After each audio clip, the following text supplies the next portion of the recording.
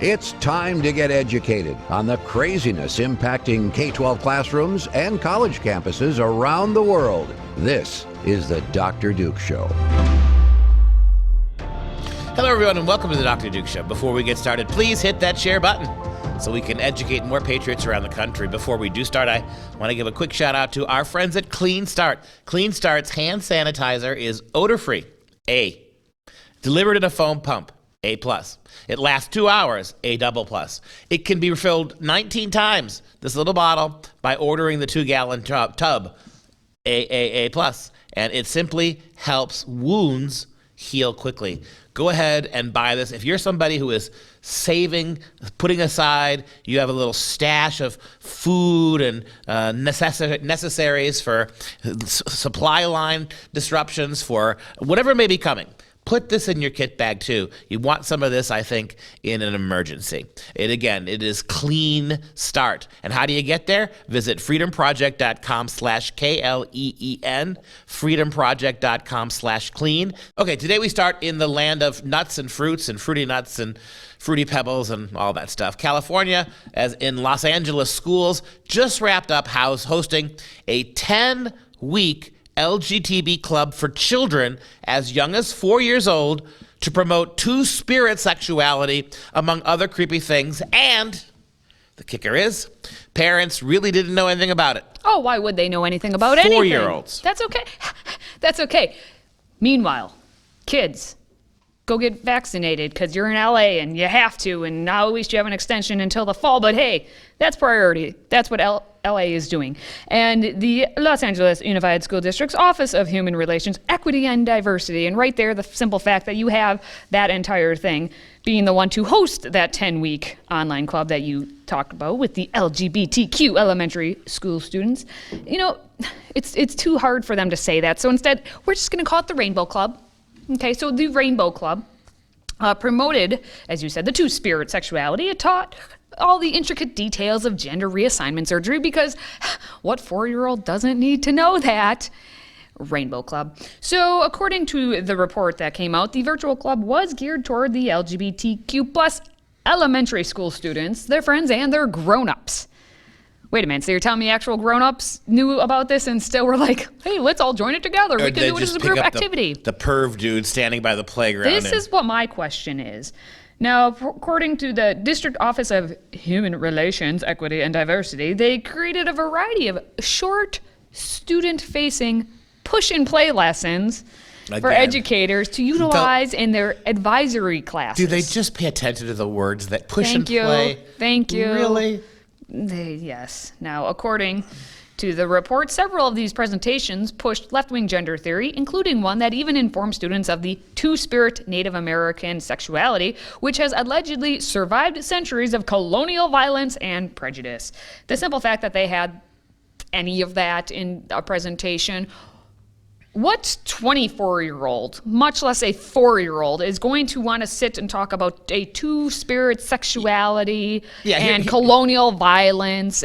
For young as 4 years old, one such production featured a host who complained about European colonizers' effect on Native Americans after they imposed homophobia, rigid binary genders, and misogyny. You're telling me that Native Americans didn't have plenty of misogyny and homophobia before the white man ever got there? You better think again, little Tonto.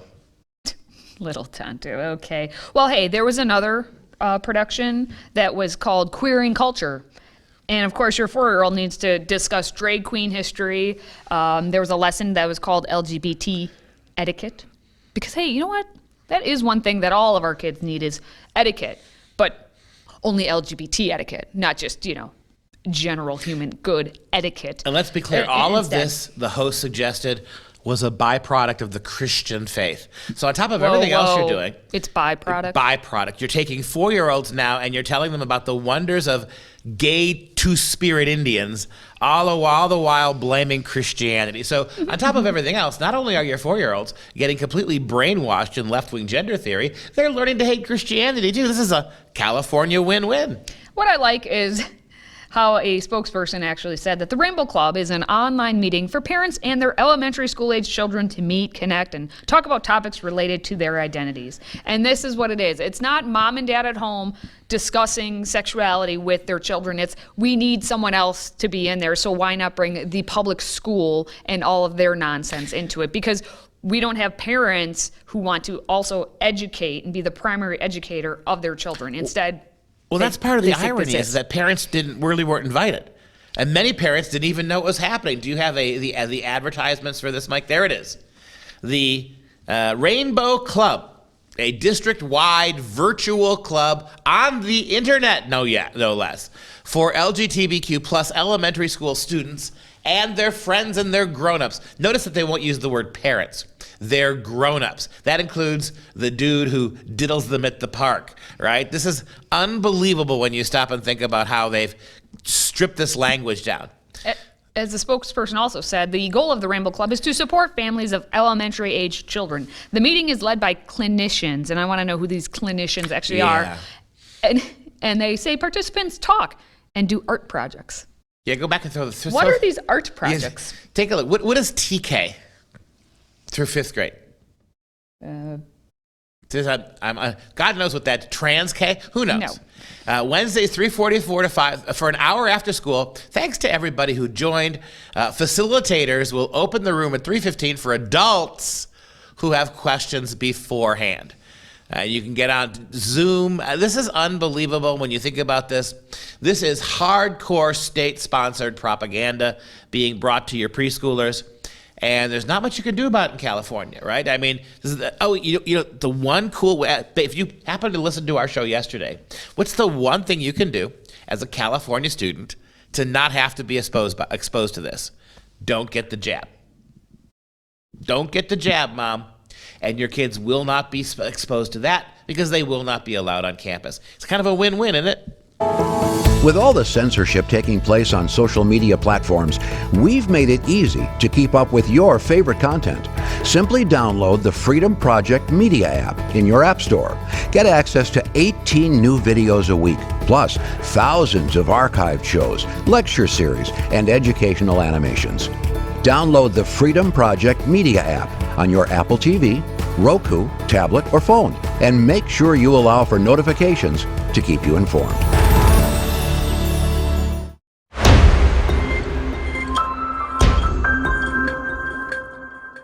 So in the last story, it was all about the Rainbow Club.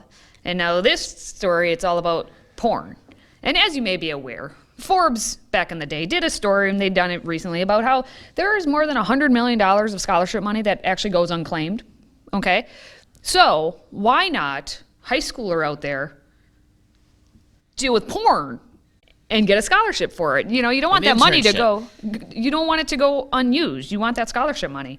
And so we have multiple high schools across the nation who were actually publicizing and promoting their students apply for a scholarship that came from a porn producer, but he was also a doctor, and we're going to get into all that in a moment. But all you had to do to get this scholarship was send their name, their phone number, physical and email addresses to a doctor who had actually surrendered his medical license after he was repeatedly accused of meeting young aspiring medical professionals online, tricking them into filming porn that he then sold or posted to shame them. So a medical doctor, Ron Jeremy is now a medical doctor, I guess. Is that guy still around? I've heard of his name before. I'm not sure. He's anyway, in jail now, I think. Is he? Well, he should be. Now, apparently where this doctor needs to be. Exactly. Here's the backstory. Back in May and June, there were two university students separately who had sued the doctor, Philip T. Sobash, who is an Arkansas doctor, saying that he is a serial sexual predator who convinces unwitting young women into sending nude images to him and then posts the images with his victim's name and other personal identifying information onto notorious websites, inciting others to anonymously harass and attack his victims. He sells the images for personal gain, but more than that, he enjoys harming his victims. Okay, so that's a huge allegation. Well, it's actually what he did. Now, on August 5th, the Arkansas Medical Board forwarded the information about Sobash to the FBI, and according to the board records, encouraged the physician to utilize a chaperone at all times when seeing patients, and ordered him to come before the board in October. And according to the medical board meeting minutes, on October 7th, then, the board unanimously voted to accept the surrender of Dr. Sobish's Arkansas medical license is in lieu of continuing with the investigative process. So I don't know much about how much money you make in porn versus medical, but basically, based on that alone, he just gave up his medical license, but he'll probably be making a whole lot more money. Now, Dr. Duke, let's get into the education part of this and what it means. Well, lawsuits say Sobash sometimes sent small amounts of money, as much as $2,000 to his victims through Venmo, around the time they send photos. There are examples from Michigan, California, Louisiana, among other states. Scholarship. So Sobash made a scholarship that actually encourages high school and college kids to personally contact him in the hopes that they will be the winner of a scholarship, a payment of $1,000 awarded to one student.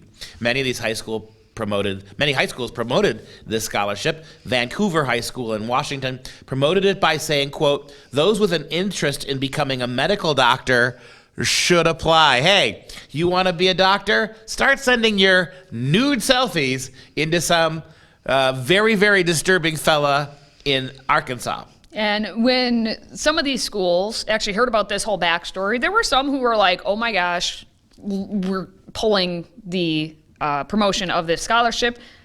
But there were others who were like, we're just going to leave it up. Money's money. We're going to leave it up. Now, Vancouver Public Schools said that the scholarship has been pulled from our websites. All scholarship opportunities include the following disclaimer. This program is not sponsored by Vancouver Public Schools. Approval to distribute flyers is a community service and does not imply endorsement. And they added that their scholarship vetting process includes verifying the scholarship sponsor is legitimate. And in the case here with Porn Doctor, the doctor's credentials were verified in health grade. So they were like, well, okay, it's going up. But at least Vancouver was like, okay, maybe never mind. But the simple fact that we have a porn doctor out there promoting his scholarship, and it's not just he makes porn on his own time with adults, it's the fact that he's victimizing these students. Well, and one wonders, these high schools, colleges, so eager to send kids off for internships and grants and scholarships from radical lefties. Can you imagine if there would have been more scrutiny and more suspicion if we were asking them to apply for Christian grants than they were for these, right? And so it shows you how really ass backwards they have it in these schools. And when you look at from every angle, just watch the Dr. Duke show, pick a random week over the last 4 years, and watch what we find. The public schools are completely irresponsible when it comes to giving your kids a basic education. They can't do it. They won't do it. They won't teach reading, writing, and math. But my God, all the other ways they fail your kids on social, emotional, collective, family issues, on issues of support and mental health and sexual well-being. They fail your kids across the board here. At some point, you got to ask yourself, name one thing, just one thing that these schools do that's worth the time and money you spend on them. Today's show is sponsored by our friends at MyPillow. Save up to 66% on all items at MyPillow.com when you use the code Dr. Duke. That's DRDUKE. Support this show by supporting a great American company.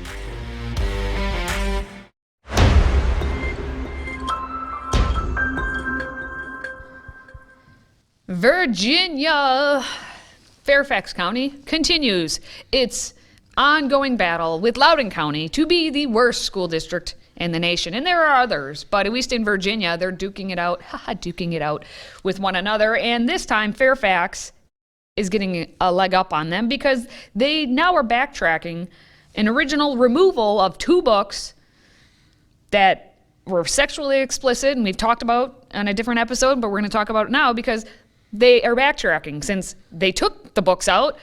And now they're just going to put them in. And, grown adults are the ones who are like, hey, it's A-okay. We'll tell you about the books in a moment. Now, there is real disturbing sexual pornographic content, including pedophilia. These 2 books both champion the idea of adult men having sex with children. It's interesting, in looking through these books, you don't see very much lobbying for adult women having sex with girls. It's always adult men having sex with boys. And this is part of the new iteration of LGBTQ blank, blank, blank, blank, blank, which, as we know now from what listening to the propaganda they have in the public schools, they are actively supporting pedophilic activity. They are actually behind the idea that little children, particularly little boys, should be able to be empowered to choose their sexual partners, even if they are much older men, and there should be no consequence for this. The two books we are discussing are Gender Queer, a memoir, and Lawn Boy. And there was committees formed with the school administrators. They did a 2-month review on these books, whether or not they should be in the library as independent reading material for their high school students. And at the end of the 2-month review, the official statement they gave is, the decision reaffirms Fairfax County Public Schools' ongoing commitment to provide diverse reading materials that reflect our student population, allowing every child an opportunity to see themselves reflected in literary characters. Name one classic they teach. So this is a point you have to underscore for us, Katie, because the entire new literature is a complete historical wash. Not one book from any of the classic periods, not one book that shows cultural continuity of Western culture for 2,000 years. These are all brand new books targeting these kids and their circumstances. They will read nothing else in these books. Highly sexualized, highly pedophiliac, highly transgender, pro-transgender and pro-gay. And this is the extent of what they're actually reading in the public schools. Now, the statement concluded with both reviews concluded that the books were valuable in their potential to reach marginalized youth who may struggle to find relatable literary characters that reflect their personal journeys. My question, you're in high school. I want to know how many books I read that reflected my personal journey, and the answer is like none. Here, what it does reflect the classics that we read. It isn't about the sexualization of anything. It's about relationships between characters, not sexual relationships between characters. It's about much more deep thinking, about morals and values and things that every single human being, I don't care what letter of the alphabet you decide to sexually identify as, but just on a moral level, that's the books we read. Those are the books that teach, I don't know, how the entire world can function together, especially in the West. And that was what it used to be about. You were reading great books. You were reading about yourself. I mean, why is the entire focus of the humanities been on you, right? Your narrow little world. And when you can take a book like this, what they're basically telling you is somewhere, somehow, in our public school is some young boy who is having fantasies about sex with an adult.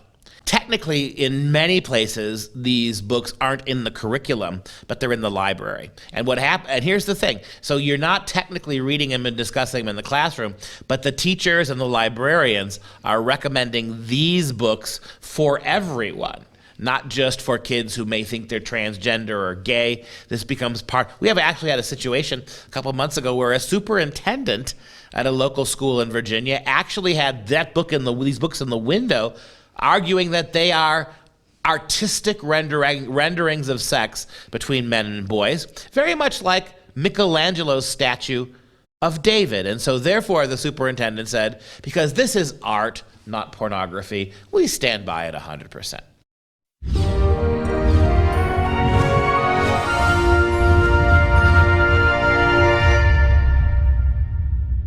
Now we're back with the instant classic for Christmas weekend, one of my very favorites, the Charlie Brown Christmas. We talked about yesterday, we talked about how it was a very small budget. The Coca-Cola sponsored this, but they didn't give a lot of money. And the unique decision to have children, not adults, voice the characters, that was a big deal. The fact that there was no laugh track, and the fact that they, this was kind of a new conceptual thing. This was just beginning to happen in the 60s. These kinds of animated specials were just beginning to take off.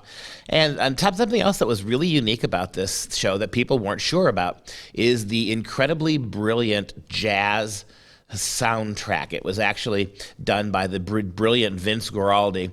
He actually took all these Christmas songs, created a unique music to the Peanuts characters that when you hear it today, no matter where you are, you immediately think of this special program. We saw yesterday how Charlie Brown was being philosophical with Linus and all that beautiful snow up against the philosopher's wall, wondering why Christmas makes him depressed. Well, he picks Charlie Brown picks perhaps the worst person in the world to go get help from. He plunks down a nickel at the psychiatric booth of Lucy, and well, you see, she's not much help. All right now, what seems to be your trouble? I feel depressed. I know I should be happy, but I'm not. Well, as they say on TV, the mere fact that you realize you need help indicates that you are not too far gone. I think we better pinpoint your fears. If we can find out what you're afraid of, we can label it. Are you afraid of responsibility? If you are, then you have hypengiophobia. I don't think that's quite it. How about cats? If you're afraid of cats, you have ailurophasia. Well, sort of, but I'm not sure. Are you afraid of staircases? If you are, then you have climacophobia. Maybe you have thalassophobia. This is fear of the ocean. Or chephorobia, which is the fear of crossing bridges. Or maybe you have pantophobia. Do you think you have pantophobia? What's pantophobia? The fear of everything. That's it! And not only does she not help him, she's part of the greed and the consumerism. Before she can help Charlie Brown with his problem, he's got to plunk that nickel down. And she has that little scene where she gets so excited about the sound of nickels rolling around in her can there. So this is a doomed situation. But he has the last laugh, Charlie Brown. Pantophobia, that's it. He's a little kid who's afraid of everyone. Now remember, this is the time of the Cuban Missile. This is the time of the Cuban Missile crisis. Was a few years before this. We have the assassination of John F. Kennedy Kennedy before this.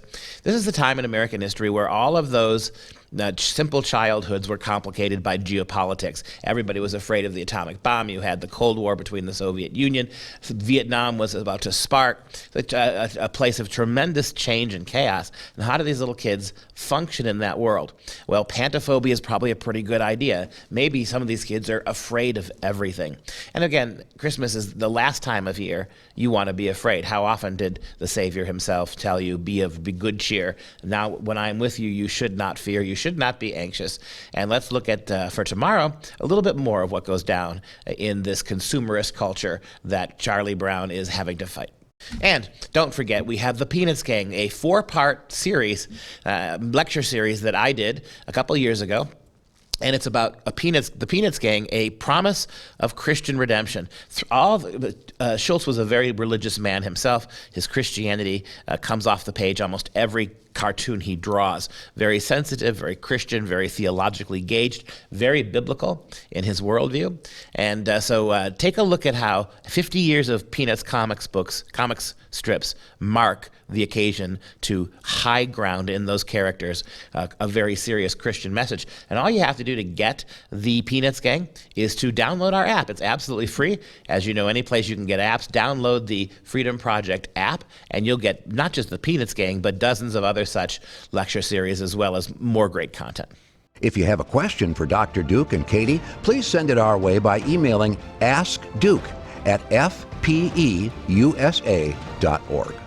And that wraps up this show for Freedom Project. I'm Katie, and he's Dr. Duke. Till next time, stay educated, my friends.